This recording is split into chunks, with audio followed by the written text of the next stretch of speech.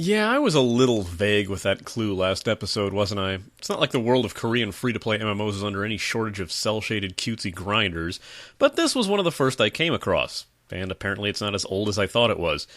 By the way, only one person guessed correctly. Yeah, it's been a while since I last played this, and a little bit has changed, but a lot of the game is still very much the same game I remember. This is the MMO Grinder, and it's time to look at Fiesta.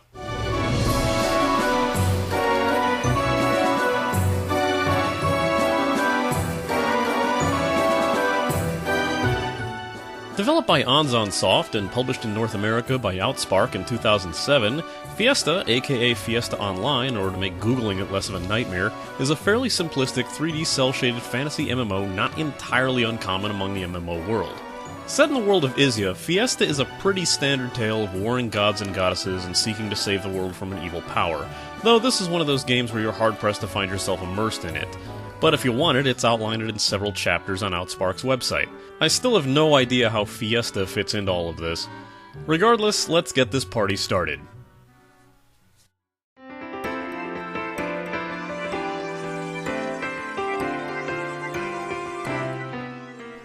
Not like I haven't mentioned it twice already, but Fiesta makes use of cel shading, specifically giving a black outline to character models to give them a living cartoon look, which pairs well with the obvious anime style.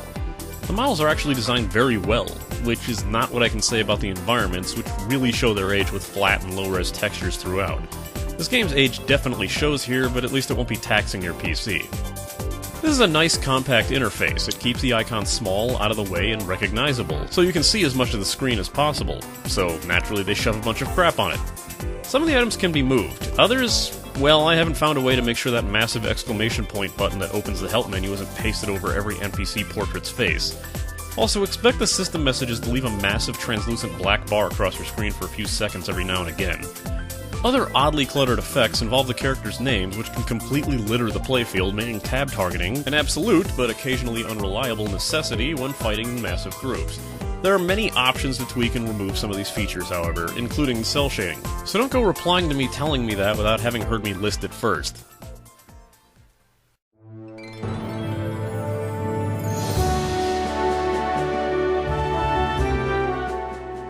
You know, I really like a lot of this music. It's very upbeat and catchy and varied in places, being very upbeat one minute, dance-like music in another, ethereal or calming elsewhere, and heavy guitar metal riffs have even made an appearance. Most of the early tracks you hear stick with the dance music theme, however. It reminds me a lot of the Luna Online soundtrack. You know, pre-Luna Plus. And Shutdown. So you get a nice 3 minutes of music and then nothing. No, it doesn't come back. It's gone. Once the music runs its first loop, it never returns as long as you're in that area, and the entire game is filled with this eerie, creepy silence.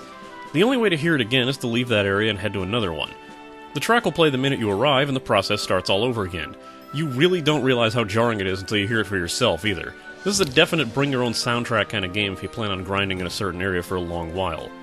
Sound-wise, the game also features a background ambience that only plays in certain areas, most notably the very loud ocean when near beaches and harbors.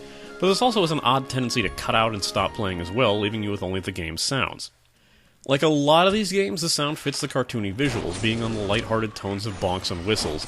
Again, I have to make a Luna Online comparison, or maybe even Eden Eternal. Sound has an odd balance as well, where the battle sounds can be oddly quiet, like the archer's bow pill and arrow hits being strangely soft, but when you hit with a critical, you'll be jarred awake by the loud shattering noise that accompanies it. It might even make you jump once the music shuts off. I'm not sure that if it's bug-related, but I've had instances of the sound cutting out on me as well, leaving only ambience or music, making me wonder if I wasn't accidentally hotkeying the sounds and music on or off. I wasn't. I checked.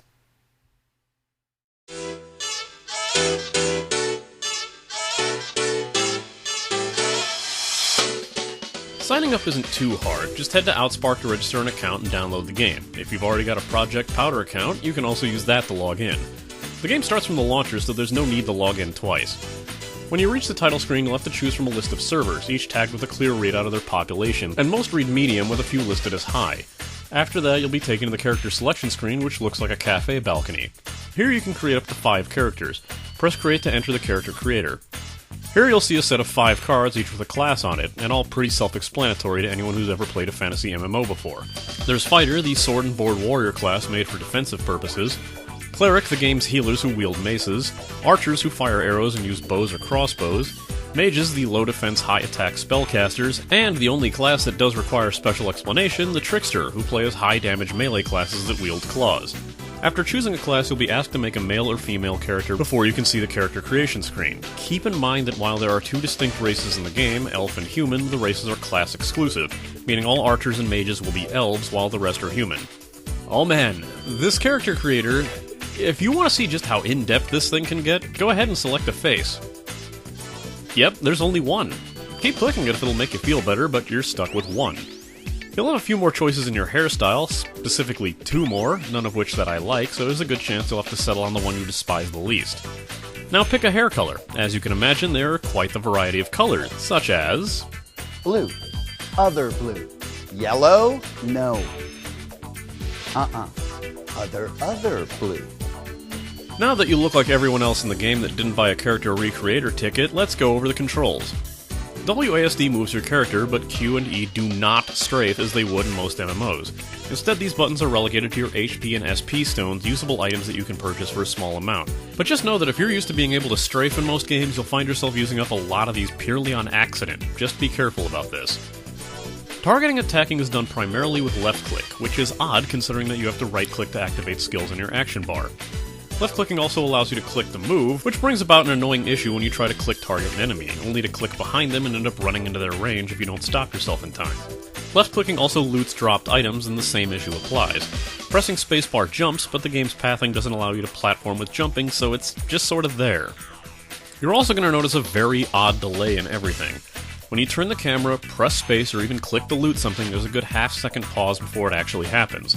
This game has a lot of quirks that seem odd. It'll take some getting used to if you're coming in from another game. You'll notice that you're thrust right into the game by taking you immediately to Roman, the game's starter city, and the tutorial pretty much consists of taking you through different NPCs. To find quests, look for NPCs with a colored 3D Q over their heads. Pointless side note, this used to be annotated by eggs and chickens in various stages of hatching. Not sure why, but it's nice it was changed. You can get to other areas of the game through the portals scattered on the map by walking up to them and clicking the dialogue box as it pops up. Now, there are a lot of little things to cover in this game. The problem is that knowing about all of them at once can be seriously overwhelming. So, in keeping with tradition of this show, and the fact that a lot of people don't seem to have figured out yet, I'm only going to mention the things that will help you when you're starting out the game. And if you want to know more about the systems and their quirks, just look at the in-game help guide and you can learn about everything about, well, anything.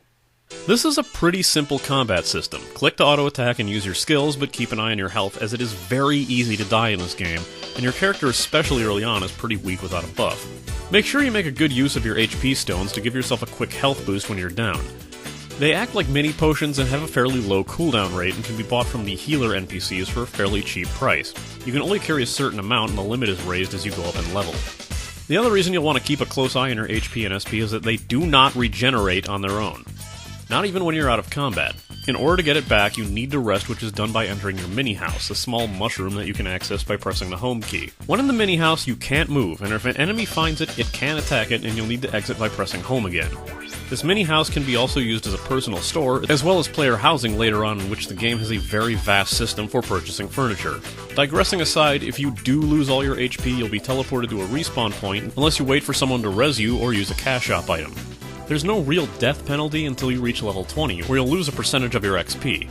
Be aware that the tooltips that pop up will tell you that it's level 5, but the help guide will state it's level 20.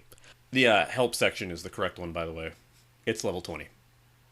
This is one of those games where facing off against even the starter enemies isn't exactly a pushover, and you have to really be paying attention to handle monsters that are slightly above or even at your level, some being nearly impossible to take out when they're mere 2 or 3 levels above you, so pay full attention to what you're fighting before you try to attack it. You can very easily run across high-level enemies in the same map area that contains starter enemies, so pay attention where you wander off to as well. This game can be pretty hard, and it's fairly easy to die, but it's just as easy to run away from most of the enemies as they are fairly slow and won't chase you for too long. In turn, your movement is pretty slow as well, but you can speed it up slightly with the use of mounts. You start out by purchasing a wooden horse that increases your movement speed slightly, and this mount must be fed by purchasing float stones that replenish its stamina. However, you do get access to a much better mount that requires no upkeep from a level up item that grants you free cash shop stuff, but this mount only lasts for 7 days. There are different forms of fast travel as well, the easiest being the teleports that are usually featured in major cities, which will automatically move you to another area as long as you meet that level requirement, or the teleport scrolls that are given out as quest rewards or dropped from enemies. There's a pretty simplified quest tracker. When out in the field, you can press M to view the map, and the numbers on the map will show you where the enemies you need to fight are located. It's also pretty easy to tell what step you are in a quest when you see the color of the queues above the NPC. A red queue means they have a new quest. The green queue means that you're already on all available quests from that NPC, and a blue queue denotes that the quest is complete. One major thing I want to mention that's very easily missed is that you might see an NPC with a red queue, but when you talk to them it'll tell you that you're already on their quest. In this case, click the Quest List button when you speak to them, and you'll see a list of their other quests, and you can take any of the quests that read Acceptable. You can also track the quest by clicking the Auto Move option on the quest log, as your character will automatically travel to the area you need for that quest, even passing through all the required portals without you having to confirm to enter each of them. The problem is that the pathing is extremely broken at times, as the game will path you automatically to one specific set of enemies, even if there are others that are much closer, and sometimes will take a completely convoluted path to reach an area. It once had my character take a half loop around town to an autopath to a character that was standing right behind me. When you first level up, you'll replenish all of your health and SP and are granted a few things. First thing you'll notice is a chicken and an egg icon appear at the top of the screen that will let you know what NPCs have new quests for you at that level, but keep in mind that once you press to check it, it's gone. Next, you'll be granted access to new skills depending on your level.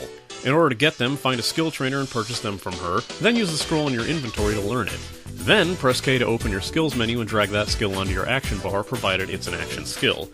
One annoying thing I found is that the game will occasionally grant you one for free after completing a quest, despite it being very likely that you've already bought and used that skill. In the skill screen, you can also customize skills with skill points, where you can grant bonuses to a skill's damage, SP usage, buff or debuff duration, or its cooldown up to 5 times. The points you get to customize these skills only come about in every 2 levels. You also get a point to customize your character, so while you get a boost to your stats with every level, you can toss an extra point into strength or endurance depending on how you want to play your character, or where you feel you need an extra boost. Press C to assign the points to where you'd like them. Continuing the grand tradition of simplicity, the loot system is pretty straightforward. Kill an enemy, it drops loot. Click on the loot, it moves to your bag. You get a decent amount of spaces for inventory, but it will fill up fast with the amount of items that drop.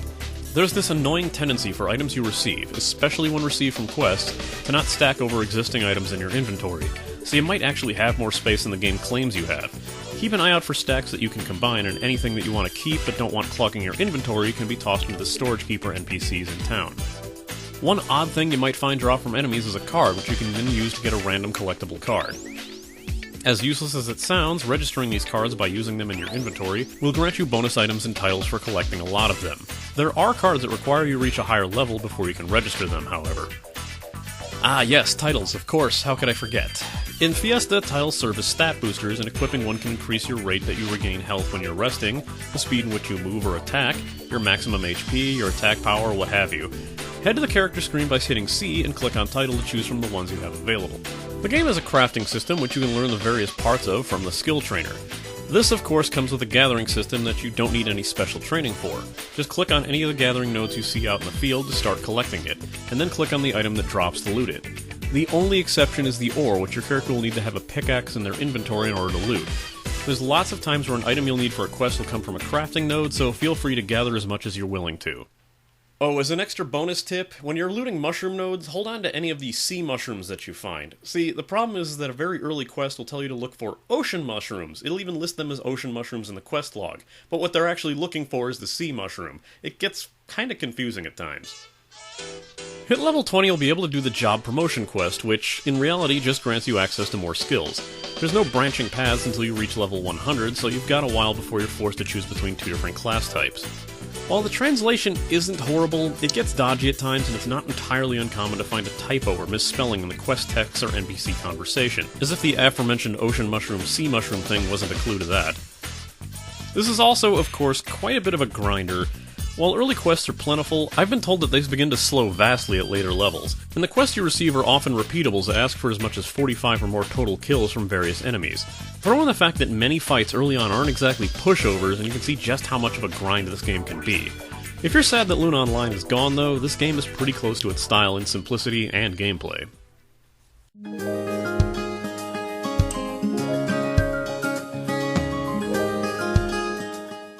This is a pretty decent group of people, if not a bit of the younger variety, the kind of audience you'd expect a game like this to attract.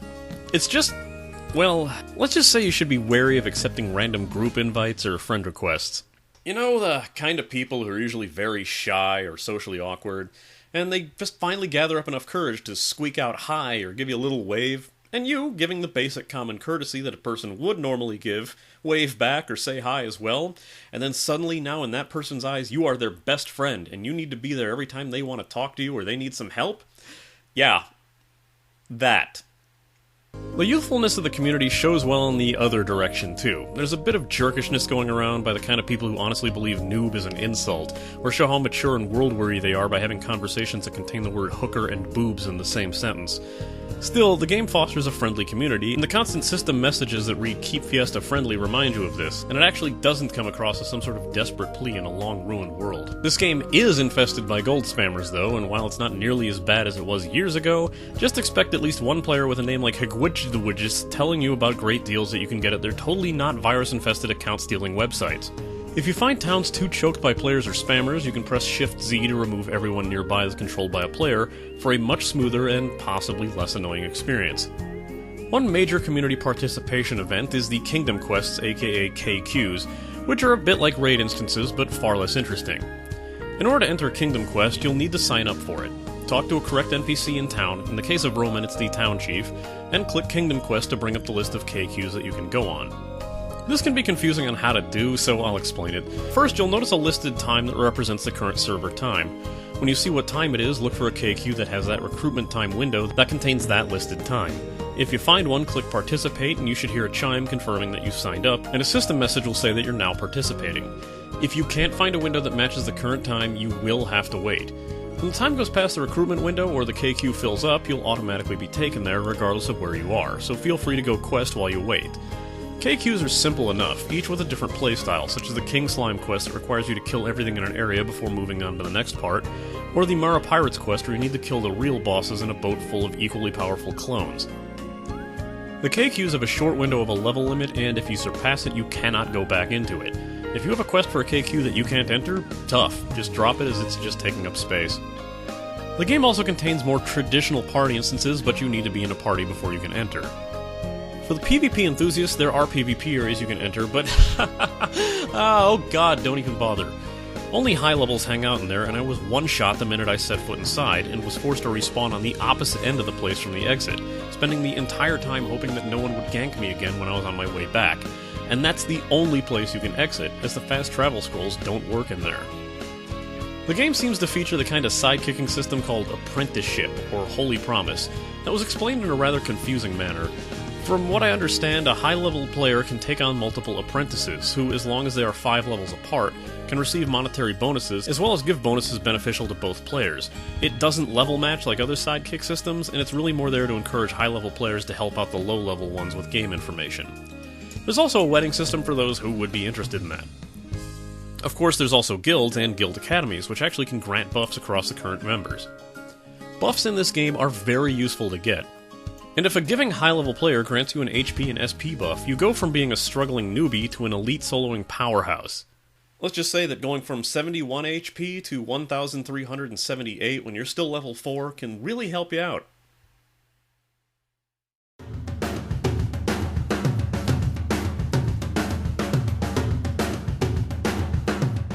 Since this is an Outspark game, this game uses Spark Cash to purchase Cash Shop items, so here's a recap of their exchange rate.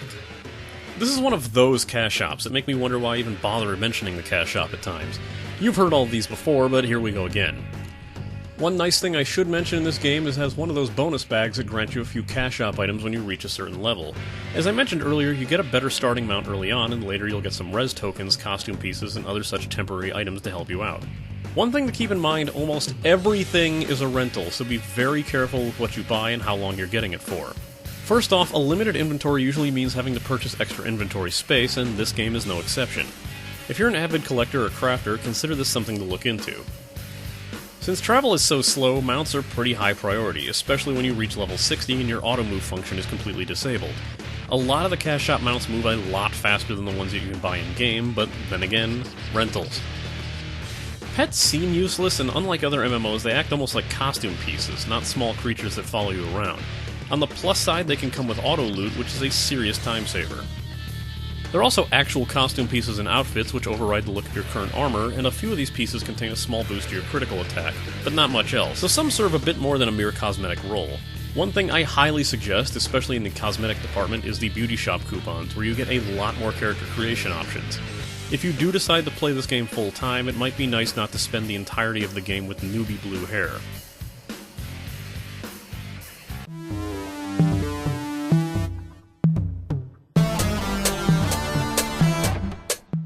Fiesta's a tough sell for me. There are so many other games that offer things that let them stand apart from the rest, but in a way, that's part of the charm of Fiesta. It's simple to play and doesn't douse you in gimmicks, but it might not be enough to keep your attention. Here's my final rating. This game defines simplicity. The design of the game is very easy to understand and makes it a great beginner's MMO. The graphics, especially the characters, are bright and colorful, and the music backs it up well. This is a very easy game to just pick up and get into without having to learn a ton of new systems that would confuse new players. My first and foremost suggestion for those who want to pay is to nab a beauty shop coupon. The character creator being limited as it is, if you want to feel like you've created a character not from the strong bad school of character design, you're gonna need one. Costumes are also a less permanent solution to that issue. Mounts will feel imperative and can be a real time saver, but considering mounts, clothing, and many other items or rentals, make those purchases at your discretion. In the grand tradition of me listing something I placed in play in the past section as well, the simplistic nature of this game might not be enough for you to choose this game over another. The graphics, most noticeably the environment textures, are very outdated, and that might turn a lot of people off to the game. The game's biggest obstacle, though, is the fairly difficult start and slow level gain. If you're not a fan of grinding enemies, keeping a constant eye on your HP, and having to rest between fights just to be strong enough to take on the next one, I'd avoid this one. Next time, I'm looking at the MMO version of a very popular Japanese franchise that was recently transferred to a more fitting publisher.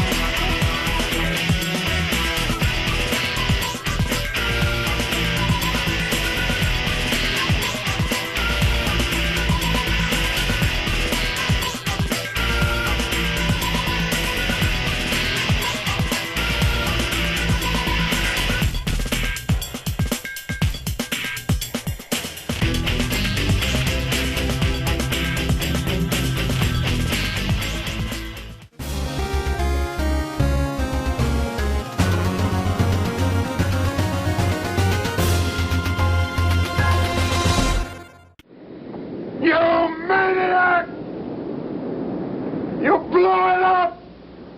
Oh, damn you! Damn you!